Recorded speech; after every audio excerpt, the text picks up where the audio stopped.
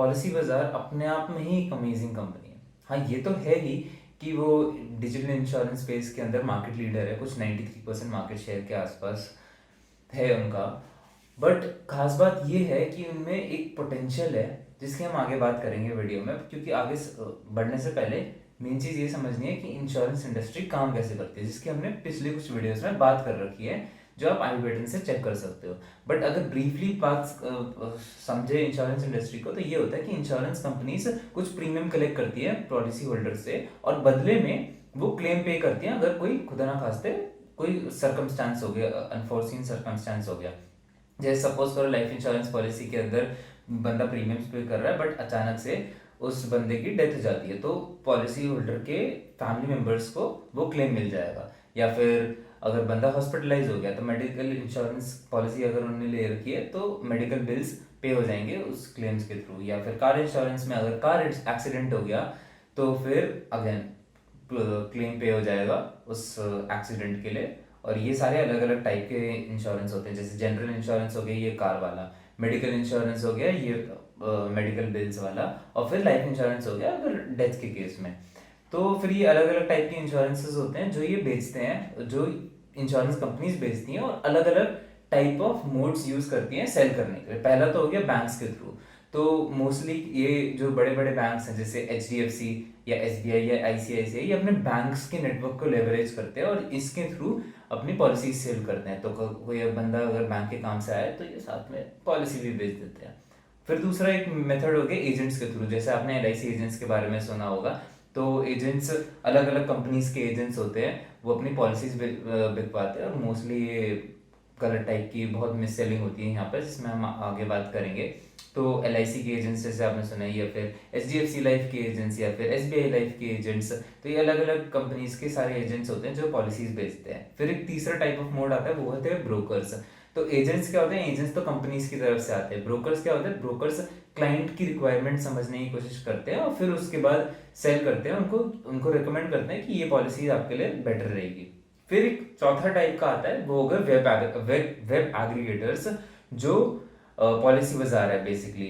तो web aggregators क्या करते हैं कि वेब एग्रीगेटर्स कुछ सजेस्ट वजेस्ट नहीं करते, उनका बेसिकली एक प्लेटफॉर्म होता है, और प्लेटफॉर्म पे लोग आके कंपेयर कर सकते हैं डिफरेंट डिफरेंट इंश्योरर्स को।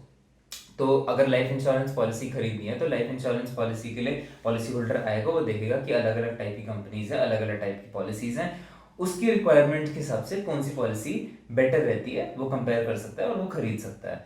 तो मेनली पॉलिसी बाजार का ये काम है। बट पॉलिसी बाजार का एक और इम्पॉर्टेंट काम है, वो है एजुकेट करना अपने कस्टमर्स को, क्योंकि यशीश दहिया जो इनके फाउंडर और CEO हैं, उन्होंने पॉलिसी बाजार स्टार्ट ही इस मोटिवेशन से करा था कि इंडिया के अंदर बहुत मिस सेलिंग होती है। अब LIC एजेंट्स की जैसे हम बात कर रहे थे, तो LIC एजेंट्स का मेनली प्रॉफिट, एजेंट्स के लिए सबसे ज्यादा प्रॉफिट तब होता है जब वो यूलिप प्रोडक्ट बेचते हैं, जो एक्चुअली एक इन्वेस्टमेंट प्लस इंश्योरेंस प्रोडक्ट है, जो एक्चुअली अच्छा प्रोडक्ट नहीं है। सबसे अच्छा तो मेनली टर्म इंश्योरेंस प्रोडक्ट माना जाता है, जो अच्छा खासा, जिसमें कम प्रीमियम होता है और अच्छी खासी कवरेज होती है, तो वो अच्छा प्रोडक्ट होता है, सही में इंश्योरेंस प्रोडक्ट होता है। ये वाले थोड़े प्रॉफिटेबिलिटी के लिए प्रोडक्ट्स होते हैं इन एजेंट्स को जो मिलते हैं। तो एजेंट के पर्सपेक्टिव से वो इस अपनी प्रॉफिटेबिलिटी बनाने के लिए वो वाले प्रोडक्ट सेल करते हैं, जो यशीश भैया को काफी गलत लगा। उनको लगा कि एजुकेट करना बहुत इंपॉर्टेंट है लोगों को, इसलिए पॉलिसी बाजार की वेबसाइट के अंदर ही ये अलग अलग प्रोडक्ट्स को एक्सप्लेन कर रखा है, जिससे हम एक इन्फॉर्म डिसीजन ले पाए, कस्टमर से एक इन्फॉर्म डिसीजन ले पाए। तो पॉलिसी बाजार ये बहुत अच्छा काम कर रही है कि लोगों को एजुकेट कर रही है, डायरेक्टली तो नहीं बट प्लेटफॉर्म के थ्रू, अपने प्लेटफॉर्म के थ्रू एजुकेट करने की कोशिश कर रही है कौन सी पॉलिसीज लेनी चाहिए उन लोगों को। अब जो मैं पॉलिसी बाजार की अमेजिंग बात कह रहा था स्टार्टिंग में, वो ये है कि इंश्योरेंस इंडस्ट्री, पहली बात तो इंश्योरेंस इंडस्ट्री के जो एस्टिमेट्स हैं वो ये कहते हैं कि आगे नेक्स्ट 5 to 10 ईयर्स इंडिया बहुत अच्छे से ग्रो कर सकती है, क्योंकि इंडिया के अंदर बहुत अंडर पेनिट्रेशन है इंश्योरेंस इंडस्ट्री के अंदर, और लोग अंडर प्रोटेक्टेड भी है, क्योंकि काफी मिस सेलिंग होती है, उसकी वजह से लोगों का कवरेज काफी नहीं होता उनको प्रोटेक्ट करने के लिए, तो काफी गैप है। इसकी वजह से इंश्योरेंस कंपनीज एक दूसरे के अंदर लड़ती रहती हैं कि एक दूसरे से मार्केट शेयर खींचना चाहती हैं, जिससे वो अच्छे से ग्रो कर पाए नेक्स्ट कुछ सालों के अंदर। और खास बात ये है कि इन कंपनीज में से कोई भी कंपनी जीते हमें फर्क नहीं पड़ता, पॉलिसी बाजार को फर्क नहीं पड़ता, क्योंकि कोई भी कंपनी जीते आखिर में पॉलिसी बाजार की वेबसाइट से वो लोग खरीद रहे हैं, पॉलिसी बाजार को फायदा होना है। तो ये पॉलिसी बाजार का एक बहुत अच्छा एडवांटेज है। ऑफ कोर्स इसके कुछ रिस्क हैं जिसकी हम आगे बात करेंगे, बट ये इनका बहुत अच्छा एडवांटेज है। बट ये कंपनी यहाँ पर नहीं रुकी, क्योंकि इन्होंने समझा इसकी इंपॉर्टेंस, ये अभी और डिजिटली तो प्रेजेंट है, इनको प्रेजेंट होना था ऑफलाइन स्पेस में भी एक ब्रोकर के थ्रू। तो रिसेंटली इन्होंने कुछ जून या मई के अंदर ही ब्रोकिंग लाइसेंस लिया और फिजिकली अपने ऑफिस सेटअप करने लग गए हैं ये लोग, फिजिकली अपने स्टोर सेटअप करने लग गए हैं ये लोग, और ये एडवाइस कर सकते हैं डायरेक्टली लोगों को। तो नेक्स्ट 2-3 साल के अंदर इनके कुछ 200 फिजिकल स्टोर्स एक्सपैंड करने का प्लान है। तो ये एक ओमनी चैनल प्रेजेंस क्रिएट कर देंगे, डिजिटली भी प्रेजेंट होंगे और फिजिकली भी प्रेजेंट होंगे। और फिजिकली ये जो इनका एजुकेट करने का गोल है वो और भी अच्छे से पूरा कर पाएंगे, क्योंकि ये डायरेक्टली कस्टमर से आके इंडिविजुअल्स बात कर सकते हैं। तो एक अच्छी एक्सप्लेनेशन, एक अच्छी क्लैरिफिकेशन हो पाएगी एक पॉलिसी खरीदने से पहले। तो इनका गोल भी पूरा होगा और ये डायरेक्टली सेल भी कर पाएंगे ब्रोकर बन के। तो ये एक ओमनी चैनल प्रेजेंस क्रिएट करना चाहते हैं जैसे नाइका कर रहा था, और इसके भी काफ़ी फायदे दिख रहे हैं एटलीस्ट लॉन्ग टर्म के अंदर। और आईपीओ से जो पैसा उठा रहे हैं उसमें से कुछ 3 to 4 बिलियन रुपीज ये फिजिकल स्टोर सेटअप करने में लगाएंगे, जहाँ से अगेन कुछ डेटा कलेक्ट कर सकते हैं, अगेन अपनी एफिशिएंसीज इंप्रूव कर सकते हैं, जिसको हम आगे एनालाइज करेंगे। अभी तो हम प्रेडिक्ट नहीं कर सकते कि कैसा ये रहेगा, बट ये एक इंटरेस्टिंग चीज़ है देखने के लिए आगे। और उसके साथ साथ ये और भी एक्सपैंड करने का सोच रहे हैं इंटरनेशनली, स्पेशली गल्फ एरिया के अंदर, क्योंकि वहाँ पर भी पोटेंशियल है इंश्योरेंस इंडस्ट्री के अंदर। तो वो भी एक अच्छी चीज़ है, वो भी एक देखने वाली चीज़ होगी नेक्स्ट फ्यू ईयर्स के अंदर, पता चलेगा हमें। अभी तो हम कुछ प्रिडिक्ट नहीं कर सकते ढंग से। अब रेवेन्यू मॉडल तो मोस्ट लाइकली आपने गेस कर लिया होगा। तो मेनली पैसा ये कमाते हैं कमीशन से। तो जो भी ये इंश्योरेंस पॉलिसीज बेच रहे हैं, जो भी इंश्योरेंस पॉलिसीज कस्टमर्स खरीद रहे हैं, इंश्योरेंस कंपनीज उसमें से कुछ कमीशन इनको दे देती है। और फिर दूसरा एक और तरीका है जहाँ से ये पैसा कमाते हैं पॉलिसी बाजार के थ्रू, वो है टेली मार्केटिंग के थ्रू। तो टेली मार्केटिंग में क्या होता है कि ये लोग सिर्फ एक तो पहली बार इंश्योरेंस पॉलिसी इन्होंने बेच दी और उनको कुछ कमीशन मिल गया, बट प्रॉब्लम क्या होती है कि इंश्योरेंस पॉलिसीज पीरियोडिकली ये प्रीमियम्स पे करने होते हैं और लोग भूल जाते हैं ये प्रीमियम्स पे करना कुछ टाइम के बाद, या फिर पे नहीं करते कुछ अपने रीजंस की वजह से।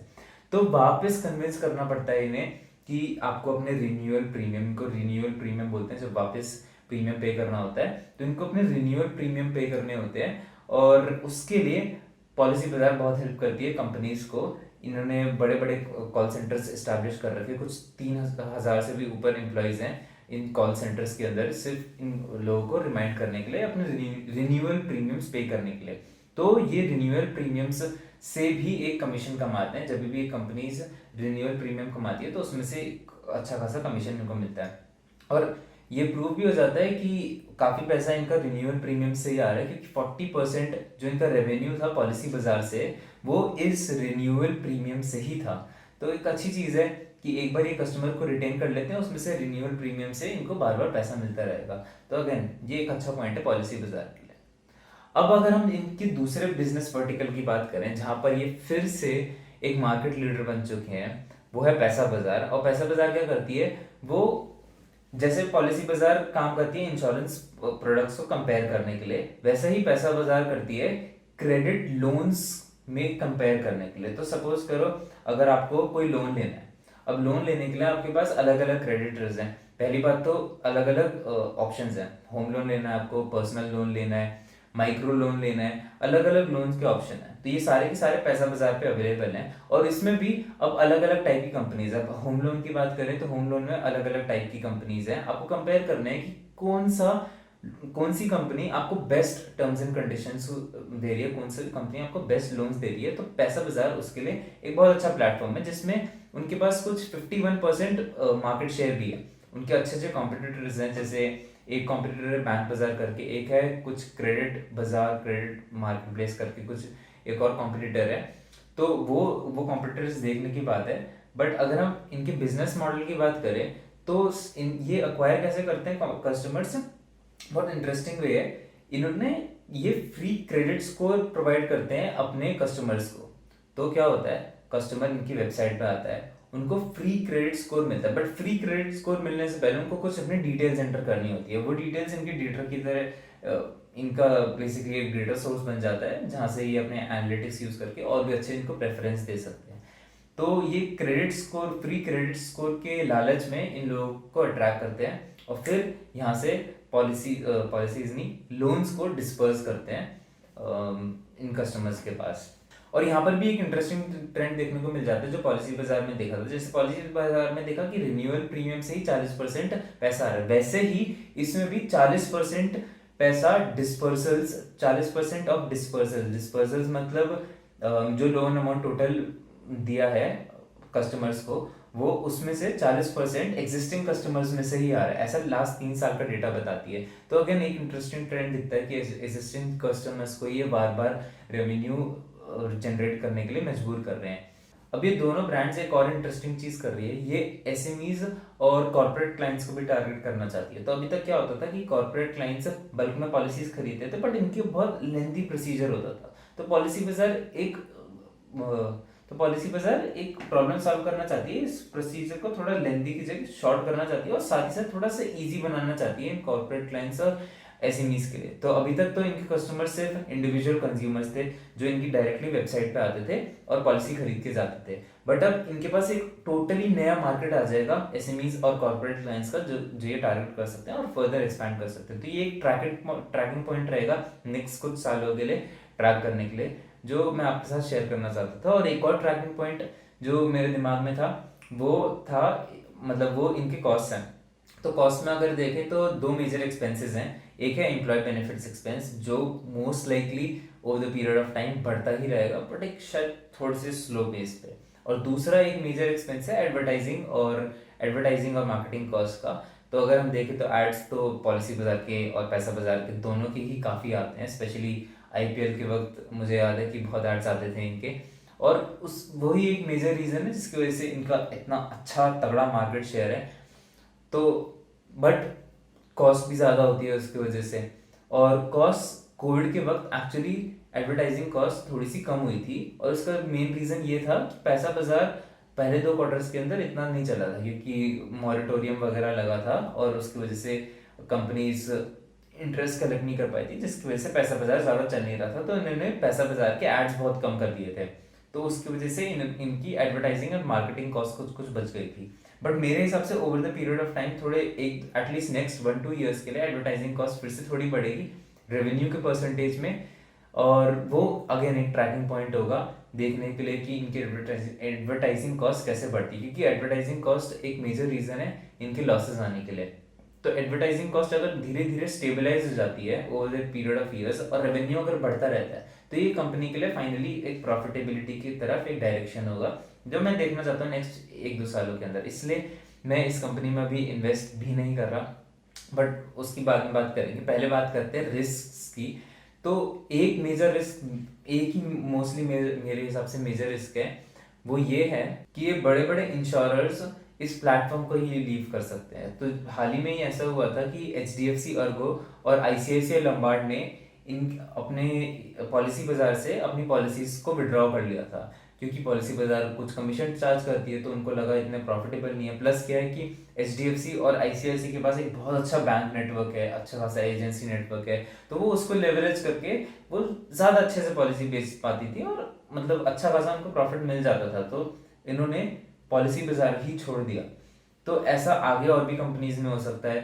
जैसे सपोज करो कि एसबीआई की बात करें तो एसबीआई के पास एक बहुत अच्छा नेटवर्क है, ब्रांच नेटवर्क है इंडिया के अंदर, one of the largest branch networks है। तो वो उसको यूज़ करना ज़्यादा प्रेफर करेंगे रादर देन यूजिंग पॉलिसी बाजार। हो सकता है ऐसा फ्यूचर में हो, और स्पेशली अगर एक प्लेयर बहुत मेजर बन जाता है सपोज करो फ्यूचर के अंदर, तो वो पॉलिसी बाजार पे लिस्ट करना इतना प्रेफर नहीं करेगा। वो प्रेफर करेगा अपने ही पॉलिसीज बेचे अपने दूसरे चैनल्स यूज करके। तो ये एक बहुत बड़ा रिस्क है मेरे हिसाब से, स्पेशली पॉलिसी बाजार के अंदर, जो इस कंपनी के लिए रिस्की हो सकता है फ्यूचर के अंदर। तो ये एक रिस्क देखने वाला पॉइंट है, ट्रैकिंग पॉइंट ही है। और अगर हम लास्ट में बात करें कि मैं आईपीओ के लिए अप्लाई करूंगा या नहीं, तो मैं अप्लाई नहीं करूंगा।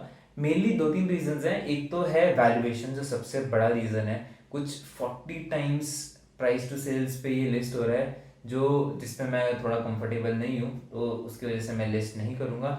दूसरा, पैसा बाजार अभी मेरे को लगता नहीं इतना, मतलब ऑफ कोर्स एक मार्केट लीडर है, बट मैं देखना चाहता हूँ क्योंकि पेटीएम जैसी कंपनीज या फोनपे जैसी कंपनीज इन डिस्पोजल छोटे छोटे स्मॉल टिकट लोन्स के अंदर आ रही है, तो वो कैसा परफॉर्म करती है वो भी एक देखने वाली बात होगी। तो इसलिए मैं पैसा बाजार पे अभी इतना ज़्यादा कॉन्फिडेंट नहीं हूँ। और पॉलिसी बाजार में भी देखना चाहता हूँ क्योंकि अभी क्या होने लग गया है कि फंडिंग मिलनी बहुत ईजी हो गई है, तो हो सकता है कि कुछ कॉम्पिटिटर्स आ जाए, अच्छी खासी फंडिंग मिले, अच्छे खासे एडवर्टाइजमेंट्स और एड्स और मार्केटिंग करें, अपनी वो डिजिटल मार्केटिंग को भी लेवरेज करें और वो भी ग्रो कर सकते हैं काफ़ी अच्छे से। बट मेरे हिसाब से इस इंडस्ट्री में स्पेस भी काफ़ी है, तो पॉलिसी बाजार को इतनी प्रॉब्लम नहीं होनी चाहिए ग्रो करने में, बट स्टिल मेरे लिए एक थोड़ा सा रिस्क है। तो इन सारे तीनों फैक्टर्स की वजह से, मेनली वैल्यूएशंस की वजह से, मैं ये आईपीओ में अप्लाई नहीं करूँगा। और लास्टली, अगर आप यहाँ तक वीडियो देख रहे हो तो आई होप मैंने कुछ वैल्यू ऐड करी हो। मैं बिल्कुल भी एडिटिंग नहीं कर पाया तो थोड़ी वीडियो बोरिंग हो जाती है, ये मैं भी मानता हूँ। बट ये वीडियो अपलोड करनी थी आज, आईपीओ का लास्ट डेट है, और सुबह के कुछ शायद 5 बज रहे हैं अभी, तो अपलोड करनी थी, जल्दी जल्दी मैं सब कुछ कर रहा था, तो अभी एडिट तो नहीं कर पाऊँगा, इसलिए ये बिना एडिटेड वीडियो मिलेगी। तो अगर आपने अभी तक देखी है, तो अगर कुछ भी वैल्यू ऐड करी है तो I think that would be great. बाकी तो मैं आपसे मिलता हूँ नेक्स्ट वीडियो के अंदर, तब तक के लिए सी या गुड बाय, टेक केयर।